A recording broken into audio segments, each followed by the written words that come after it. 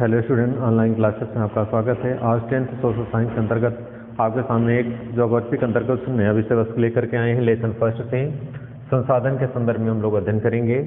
तो यहाँ पे संसाधन के संदर्भ में जो महत्वपूर्ण क्वेश्चन है, समाप्यता के आधार पर संसाधनों का वर्गीकरण कीजिए। सबसे महत्वपूर्ण प्रश्न है ये, समाप्यता के आधार पर संसाधनों का वर्गीकरण कीजिए। तो समाप्यता के आधार पर हम लोग संसाधनों का अध्ययन करेंगे। तो चलिए विषय वस्तु स्टार्ट करते हैं और अध्ययन करते हैं कि समाप्यता के आधार पर संसाधन कितने रूपों में बटा हुआ है। सबसे पहले हम लोग देखेंगे समाप्यता के आधार पर संसाधन जो हैं वे नवीकरणीय संसाधन और अनवीकरणीय संसाधनों में वर्गीकृत हैं। सबसे पहले हम लोग अध्ययन करेंगे नवीकरणीय संसाधन क्या है। तो यहाँ पे नवीकरणीय संसाधन है। नवीकरणीय संसाधन वे संसाधन जिन्हें भौतिक, रासायनिक और यांत्रिक प्रक्रियाओं द्वारा पुनः उत्पन्न किया जा सकता है। तो यहाँ पे नवीकरणीय का मतलब है जो रिन्यूएबल है, जिसे फिर से हम प्राप्त कर सकते हैं। कैसे? भौतिक माध्यमों से, भौतिक प्रक्रियाओं के द्वारा, रासायनिक प्रक्रियाओं के द्वारा, जिन्हें हम फिर से प्राप्त कर सकते हैं, उन्हें उपयोगी बना सकते हैं और यूज कर सकते हैं। तो ऐसे संसाधन को क्या नाम दिया गया है? नवीकरणीय संसाधन। अब इसमें आता कौन कौन सा है? तो इसमें सौर ऊर्जा है, पवन ऊर्जा है, जल है, वन है और वन्य जीव है। तो इस तरह से नवीकरणीय संसाधन ये कहलाते हैं। ये इसके एग्जाम्पल हैं सौर ऊर्जा, पवन ऊर्जा, जल है, वन है और वन्य जीव है। इसी क्रम में आगे हम बढ़ते हैं।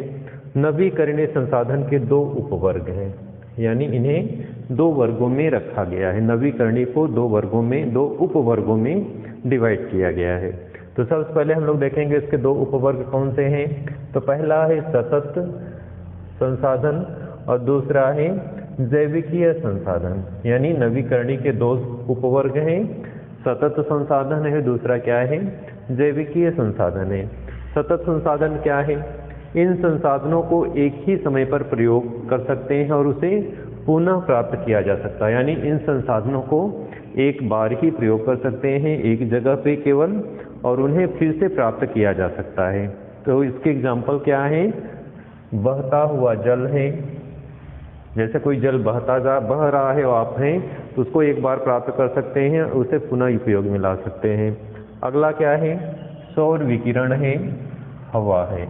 ये इसके एग्जाम्पल हैं किस चीज़ के? सतत संसाधन के, जो एक ही समय पर प्रयोग कर सकते हैं और इसे पुनः क्या हो सकता है? प्राप्त कर सकते हैं। अगला है जैविकीय संसाधन। नेक्स्ट है जैविकीय संसाधन।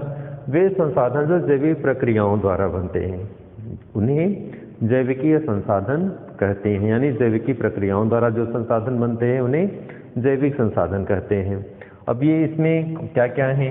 तो जैविकी संसाधन में प्राकृतिक वनस्पति है और वन्य जीव है।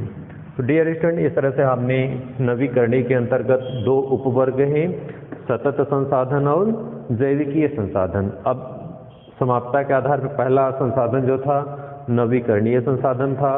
समाप्यता के आधार पर दूसरा संसाधन क्या है? अनवीकरणीय संसाधन। अनवीकरणीय संसाधन में हम लोग अध्ययन करेंगे।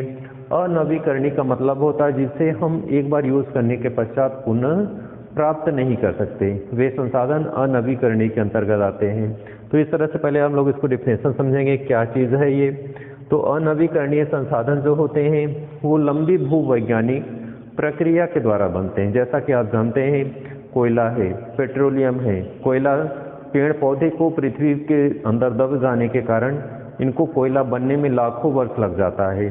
जीव जंतु जो दब जाते हैं भूमि के अंदर, इनको इससे पेट्रोलियम बनने में या खनिज तेल बनने में लाखों वर्ष लग जाता है। यानी इनको बनने में लंबी वैज्ञानिक प्रक्रिया के द्वारा ये बनते हैं, तुरंत नहीं बनाया जा सकता इसे। तो कहने का मतलब है कि ये जो अनवीकरणीय संसाधन है, इनको जब हम यूज़ करते हैं, जैसे कोयला है, कोयले को यूज़ कर लेंगे तो दोबारा इसे हम प्राप्त नहीं कर सकते। पेट्रोलियम है, ये इसको यूज़ करेंगे, बर्न हो जाएगा, जलने के पश्चात इसे फिर से प्राप्त नहीं कर सकते।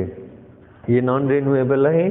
तो अनवीकरणीय संसाधन जो है लंबी भूवैज्ञानिक समयावधि के माध्यम से बनते हैं और इसमें खनिज, जीवाश्म ईंधन है।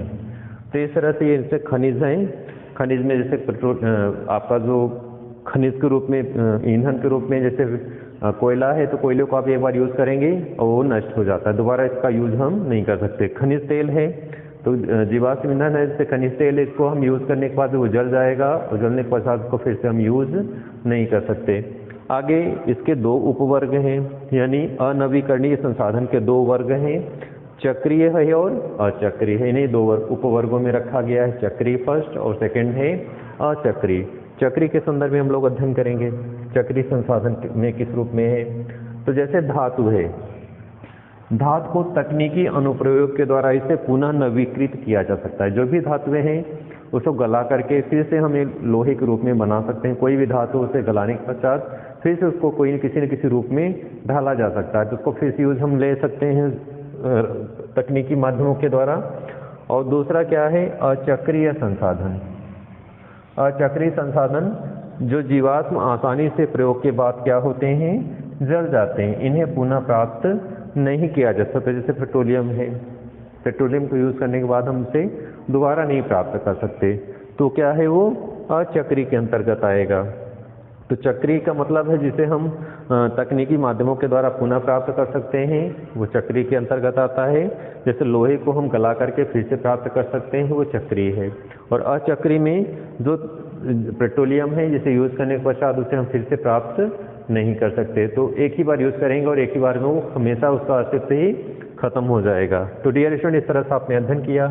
समाप्यता के आधार पर संसाधन दो है, मुख्य रूप से नवीकरणीय संसाधन है फर्स्ट, और सेकंड है अनवीकरणीय संसाधन। नवीकरणीय के दो उपवर्ग हैं, सतत है यानी सतत संसाधन है और जबकि संसाधन है, और अनवीकरणीय संसाधन के भी दो उपवर्ग हैं, चक्रीय है और अचक्रीय है। अब हम लोग अध्ययन करेंगे उत्पत्ति के आधार पे। उत्पत्ति के आधार पर संसाधनों को दो वर्गों में रखा गया है। सबसे पहले हम लोग अध्ययन करेंगे जैव संसाधन, यानी उत्पत्ति के आधार पर संसाधन में जैव संसाधन है और अजैव संसाधन है। तो पहले हम लोग जैव संसाधन पे अध्ययन करेंगे। जैव संसाधन क्या है? जैव संसाधनों की प्राप्ति जो होती है वो जीवमंडल से होती है, यानी जैव संसाधन जो प्राप्त होते हैं वो जीवमंडल से प्राप्त होते हैं। इनमें जीवन व्याप्त होता है, तो इसमें क्या क्या है, मनुष्य है, पशुधन है, वनस्पति है और वन्य जीव या अन्य जीव हैं। तो इस तरह से जैव संसाधन की उत्पत्ति जो होती है जैव मंडल से होती है, जीव मंडल में जीवन व्याप्त होता है इसमें, और इस तरह से इसमें जीवन व्याप्त होता है। अगला है अजैव संसाधन। वे संसाधन जो निर्जीव वस्तुओं से बनते हैं, तो ऐसे संसाधन को क्या बोलते हैं, अजैव संसाधन बोलते हैं, जिसमें मृदा धातुएं हैं और चट्टानें हैं। मिट्टी है, चट्टानें हैं, ये सारी चीजें मृत धातुओं से बनती हैं। तो डियर स्टूडेंट, आज आपने दो प्रकार के संसाधनों का अध्ययन किया, समाप्यता के आधार पे और दूसरा क्या है, उत्पत्ति के आधार पे। नए वीडियो में नए विषय पर फिर से प्रस्तुत होंगे। आज के वीडियो में बस इतना ही। धन्यवाद।